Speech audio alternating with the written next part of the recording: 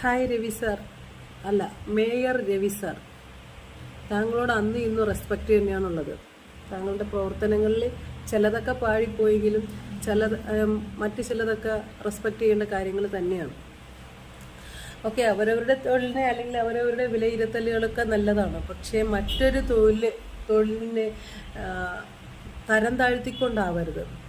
ഞാൻ വന്നത് പച്ചക്കറി മാർക്കറ്റിൽ നിന്നല്ല, പട്ടാളത്തിൽ നിന്നാണ്. ആ ഒരു വാക്ക് എല്ലാ കർഷകരെയും അടിച്ചാക്ഷേപിക്കും പോലെ എനിക്ക് ഫീൽ ചെയ്തു. എനിക്കെന്നല്ല, ഒത്തിരി പേർക്ക് അത് ഫീൽ ചെയ്തിട്ടുണ്ട് സർ. ഒരു തൊഴിലും തരം താഴ്ന്ന തൊഴിലല്ല. സ്വന്തമായിട്ടുള്ള അധ്വാനത്തിൽ കുടുംബത്തിലുള്ളവരെ പോറ്റുന്ന ഏതൊരു തൊഴിലും അഭിമാനപൂർവമായിട്ടുള്ള ഒരു തൊഴിലാണ്. അങ്ങനെ ഇരിക്കുമ്പോൾ പച്ചക്കറിയെ അല്ലെങ്കിൽ കർഷകരെ അപ്പാടെ ഒരുമാതിരി തരം താഴ്ത്തിക്കൊണ്ടുള്ള ആ ഒരു വർത്തമാനം അത് ശരിയായിട്ട് അംഗീകരിക്കാൻ പറ്റുന്നില്ല.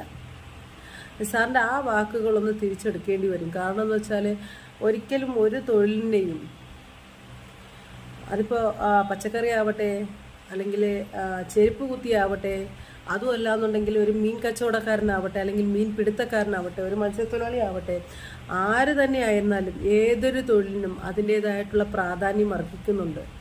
കാരണം അവൻ കക്കാനോ മോഷ്ടിക്കാനോ വ്യഭിചരിക്കാനോ ഒന്നും പോകുന്നില്ല. അവൻ നല്ല രീതിയിൽ സ്വന്തം ഭവനത്തെ സ്വന്തം കുടുംബത്തെ പോറ്റി വളർത്തുവാനായിട്ട് കഷ്ടപ്പെട്ടുണ്ടാക്കുന്ന തൊഴിൽ വിഭാഗത്തിൽപ്പെട്ടവനാണ്.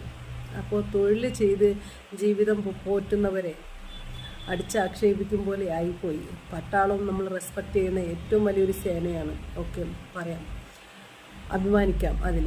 പക്ഷേ അതോടൊപ്പം തന്നെ അഭിമാനിക്കാൻ പറ്റുന്ന മറ്റൊരു വിഭാഗമാണ് കർഷകർ. അതിനെ നമ്മൾ അഭിമാനിച്ചേ പറ്റുള്ളൂ, റെസ്പെക്റ്റ് ചെയ്തേ പറ്റുള്ളൂ. അല്ലാതെ ഞാൻ പച്ചക്കറി അതെന്താ മാർക്കറ്റിൽ നിൽക്കുന്നവരൊക്കെ എന്താ കച്ചവടങ്ങളാണോ സാറേ? അറിയാൻ വയ്യാത്തോണ്ട് ചോദിക്കുക. മാർക്കറ്റിൽ കച്ചവടം ചെയ്യുന്നവർ കുടുംബത്തെ പോറ്റാൻ, സ്വന്തം മക്കളെ പോറ്റാൻ, ഭാര്യയെ പോറ്റാൻ, ഭർത്താവിനെ പോറ്റാൻ ആണും പെണ്ണും ഇന്ന് ജോലി ചെയ്യുന്നുണ്ട്, കഷ്ടപ്പെടുന്നുണ്ട്. അവരൊക്കെ എന്താ അഭിമാനം വിറ്റാണോ ജീവിക്കുന്നത്? ഇങ്ങനെ ഒരു ടോക്കിൻ്റെ ആവശ്യം അവിടെ വന്നോ? ഒരിക്കലുമില്ല. അത് ആ ഒരു ടോക്ക് സാറിനെ പോലുള്ള ഒരു വ്യക്തിയുടെ വായിൽ നിന്ന് വരേണ്ടതല്ല.